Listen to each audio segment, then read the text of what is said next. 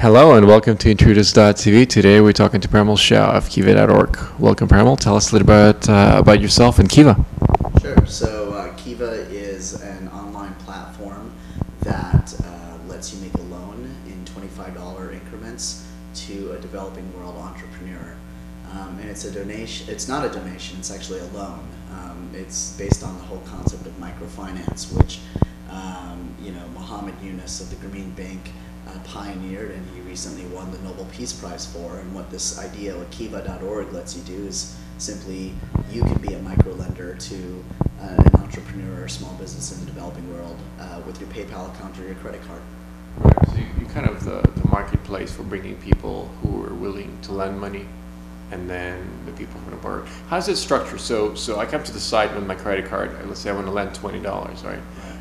Once Kiva receives that money, right, what happens then? How is that distributed out to the actual people who are borrowing the money? So Kiva works with a network of microfinance institutions all around the world. There are field partners. They're the ones who are responsible for vetting the entrepreneurs. A typical entrepreneur might be a woman who lives on less than $2 a day in Kenya, who wants to buy 5 or 6 cows in order to start a dairy business. And so she would go to this local microfinance institution and essentially apply for a loan. And this loan would be a much lower interest loan than if she were to go to the village money lender, who might charge between 80 to 300%. Now she's actually able to get kind of a lower interest loan from this organization. Now this organization, what they do is they take a photo of this entrepreneur and they post up onto Kiva.org's website, almost like a MySpace profile or just a business profile of kind of the entrepreneur, what they hope to do, kind of the loan amount requested, the terminal loan. Usually it's kind of about 10 months on Kiva, and basically kind of more details around the business plan and the life story of the entrepreneur. The whole goal of Kiva too isn't to talk about kind of the poverty of the world and as an abject kind of poverty pornography type thing. It's actually to emphasize the enterprising spirit of individuals all around the world who may happen to live in poverty. So that's posted up on the website, and then essentially you come along and maybe 15 other people make kind of $25 loans that amount to maybe the $500 in total that this person was requesting. Kiva aggregates that money, and then once a month we wire it over to our field partner in Kenya, and that field partner would then turn around and on-lend it to that person and be responsible for the collections over that, say, 10-month loan term. As they collect the money, they post it back to the Kiva website. You get your money. You can decide to withdraw it, or you can decide to re-lend it to another entrepreneur. Right. Now, when you lend the money, you actually don't make any interest back, right? So you just get the money back. Right. It's not a loan. Okay. So is Kiva, is it a nonprofit? Is it a corporate structure? What's the legal structure behind this? So Kiva is a 501c3 nonprofit. It's structured, a way to think about it is like Wikipedia. So Wikipedia is a nonprofit. The idea, I think, is that we think we can bring down our execution risk and costs significantly, and I don't think the margins are that great in this business of kind of trying to serve the poor, that it actually makes much more sense for us to structure ourselves as a nonprofit. So for example, PayPal gives us free payment processing because we're a nonprofit. Google gives us free AdWords, which is about 30% of our site traffic, because we're a nonprofit. The regulators, both here in the US as well as abroad, know that we're in here for the public good. So again, just to be structured as a nonprofit has really allowed us in the last 22 months, we're relatively new, to scale quite quickly with a very complicated business model. Yeah. I mean, even though your costs, you're keeping costs down with the help of these organizations, right? You still have costs, right? You still have people to pay to here in your office, right? So how do you go about actually sustaining yourself in a sustainable manner? So we have a number of revenue streams, some which we've actually layered in and some that we've kind of held off on. So broadly, there's kind of lender side revenue streams where we can charge optional fees to the lenders on our platform. There's borrower side where we can charge, say, like a loan origination fee to these microfinance institutions. And then there's float.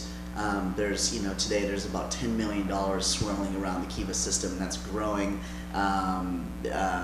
quite fast. In fact, in the last 60 days, we've done more loans than we did in all of 2006. So that should give you a sense of the ramp or the hockey stick that's happening here. So the exciting thing is that if we can keep our cost structure down, and so Wikipedia has 4 people on the payroll, Craigslist.org has 18 people who work for it full time. The great thing about internet models, especially internet platforms, is we think that we can achieve this with kind of not having to scale this into a massive company, keep our costs down, and then keep these various revenue streams, turn them on. And we have turned on a couple and have actually hit break even already, which is pretty exciting.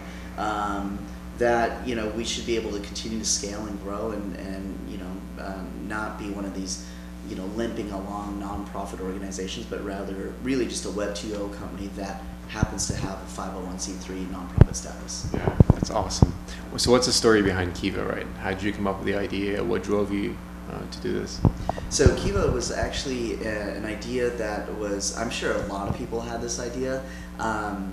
My friend Matt and Jessica, they actually started Kiva, the brand, and their idea, Matt was a developer at TiVo, and Jessica was working out in East Africa. They had just gotten married, and she was out there for about three months kind of doing these impact assessments on small business microloans. And Matt, who was over here in Silicon Valley, thought, God, these stories are amazing. He was also reading Warren Buffett at the time and thinking about investing a lot, and he's kind of out of college, and so he got bit by the bug of, wouldn't it be cool if my friends and I could actually invest in these small businesses in the developing world. I was over at eBay and PayPal, and I'd gone on sabbatical because I'd been there for a little while, and was out in India thinking the exact same thing. Wouldn't it be cool if eBay or some type of online platform could enable me to lend a few bucks to someone and actually invest in their business, even if it's like goat herding or like a seamstress. And so it just so happened that Matt and I went to school together. We were right down the street from each other in Palo Alto. We got connected pretty soon after, kind of coming up with the idea, and we've been working together ever since. So you've been around for 2 years now. Mm-hmm. Are there any success stories yet, or is it still too early to tell? Well, the cool thing is that the success stories are on our site, right? So essentially, it's you go to our website and you can actually follow the progress of your business that you've sponsored, and that transparency, that ability to get that information, that's huge. The internet community loves that. The second thing too is with the donation, you don't often know where your money went or what the real impact was. But loans have information in them, in that when you get repaid, that they're actually creating some kind of income out of that they're able to repay you. And so far we've had kind of a 95% plus repayment rate. So that's information that's starting to come back as well. Business and kind of profits, etc., is information about the impact or whether or not something's working. So I think our site is just very data rich with success stories or just information on what the impact is. Right. I guess there's a personal connection between someone who's lending the money and the person who's actually receiving it and using it, right? So, what are some of the stats, I guess, today? So you mentioned $10 million in loans, but how many people do you have lending, and how many people do you have that are making or rather receiving the money? So we have kind of about 85 to 90,000 users, internet users. They've lent in total about $10 million to start about 15,000 small businesses around the world in about 39 countries. And like I said, the number of users and the amount that we've raised in the last 60 days exceeds all of 2006. So there's a great ramp that's happening now, which is fantastic. Things really get going on the web when the word starts to spread, which is wonderful. I imagine this is all word of mouth. It's all word of mouth. We do get some, blogosphere and press attention, which has been great, and that spikes it. But when I look at the organic growth, like every day, even if nothing's really happening, people are just telling people. And the other thing that's happening is that once people start getting repaid, they start believing, oh wow, this is legit. Right. Yeah. And there's nothing like the proof of money. You get repaid, you believe it, you're going to lend a little more. Yeah. And so what's also interesting is of the money that's been repaid, about $3 million has been repaid from the developing world now. Less than 10% of that has been withdrawn from the system. So people are just recycling this money, and I think to the consumer, it's basically that $25 that I used in 2007, I'm going to reuse that in 08, 09, 010 in perpetuity until I die and help 50 different lives with that same $25. So it'll be cool to see how this unfolds. What's the average sum, I guess, that people put in? And is that spread across multiple borrowers? Yeah, the average is about $100 per user, and it's spread across about 4 different businesses around the world. So you actually get to choose who you want to give the money to, right? Right. So, the whole power of Kiva is that it's not some big faceless organization choosing where your money goes. It's you choosing exactly where your money goes. So, part of the experience is you doing your own due diligence on which entrepreneur you think, is worthy of your loan, of your capital. So what's next for Kiva? We just want to scale this baby. I mean, the goal is, again, to be a lot like Wikipedia, an internet public good, where, ideally in 5 years, it's a household name, and it's just something that people do. You got a little extra money lying around in your bank account, you actually put it into Kiva, and maybe you can earn a rate of return, a small rate of return, and you're changing someone's life in the process. And given the high repayment rates in microfinance, 98, 99% historically, it's something that people do, and it's kind of doing well and doing good at the same time.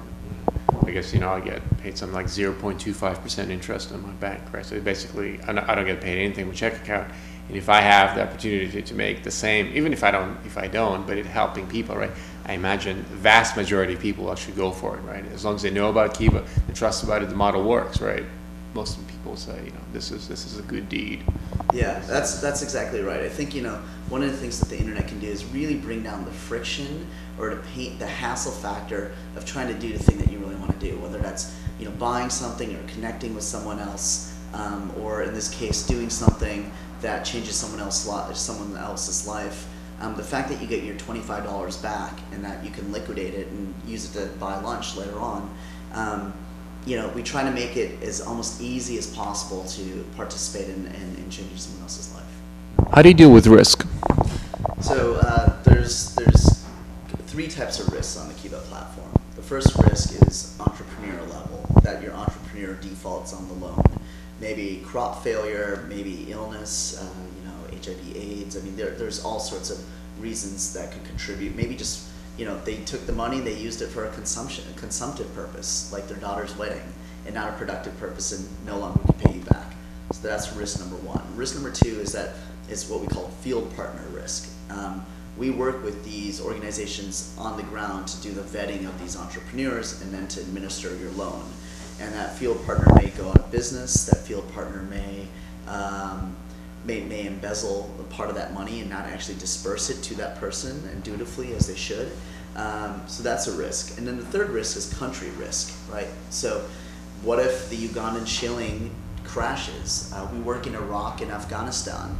What if, it could be political risk. Like a new government regime comes in and says no money can leave the country. So there are kind of 3 different levels of risk: micro, meso, and macro, right? Kind of entrepreneur, field partner, and then finally country risk. But having said that, we've had a default rate of less than 1% so far, and our delinquency rate, which is a measure of kind of the loans that are behind in payment, is about 4 or 5%. So in general, kind of 95% plus of the loans are kind of on schedule to be repaid or have been repaid. So that's kind of the quantification of where those risks are netting out now. So how do we manage that risk? The first thing that we do is we vet and rate each field partner, right? So we look at them, they vary all across the board. Some have been doing this for 20 years and are financially very sound, and some are young organizations, startups themselves, that want to lend to the poor for a social purpose. And we basically assign them a 1 to 5 star rating and let the consumer kind of understand kind of the different repayment risks there. The second thing that we do is we go out and we monitor and do audits, random samplings of these entrepreneurs on our website. So we'll go and we'll visit, say, 60 of these entrepreneurs at a particular field partner, and if we determine in each case that the money has actually reached them, that they bought the item that they said that they'd buy it on the site, we can determine within a certain level of confidence that the loan is actually reaching the person as described on the website, and that your money is making an impact. And then the third thing is that we do limits. So there's a lot of kind of risk-based limits where if you're a 5-star partner, you can raise $150,000 a month for the entrepreneurs in your community. And if you're a 1-star partner, you can only raise $2,000 a month. And as you demonstrate track record on Kiva, your kind of limits increase, or your privileges increase from as a field partner, as a microfinance organization. So it's very similar to kind of almost an eBay or PayPal style approach to risk monitoring and risk mitigation.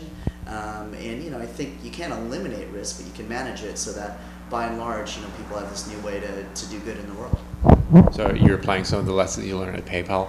Yeah, essentially PayPal fundamentally is a risk management company. People don't think about it as such; they think about it as a payments company. But really, it's a payments company with a great consumer-facing brand, great execution.